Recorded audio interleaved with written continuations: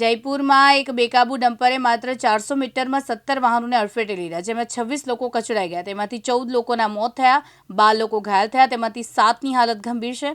તેમને સવાઈન માનસી એટલે કે એસએમસી હોસ્પિટલમાં ટ્રોમા સેન્ટરમાં દાખલ કરવામાં આવ્યા છે. અકસ્માતમાં રસ્તા પર લાશો પથરાયેલી પડી ગઈ. લાશોના ટુકડા જ્યાં જ્યાં વિખરાયેલા હતા. કોઈના પગ કપાયેલા હતા તો કેટલાકના હાથ.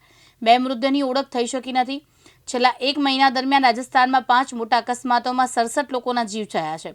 દરમિયાન સોમવારે મોડી રાત્રે ડીસીપી ટ્રાફિક સુમિત મહેરાએ CI traffic police Raj Kiran, ASI Rajpalsingh અને કોન્સ્ટેબલ મહેશકુમારને સસ્પેન્ડ કર્યા છે. સોમવારે બપોરે લગભગ 1 વાગે હરમડાના લોહા મંડીમાં અકસ્માત થયો, જેમાં આરજે 14 જીપી 8724 રોડ ઉપર 14 લોહા મંડી પેટ્રોલ પંપથી હાઈવે તરફ જઈ રહ્યું હતું.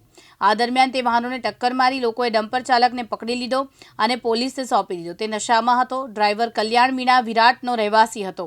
તેને પણ હોસ્પિટલમાં દાખલ કરવામાં આવ્યો છે.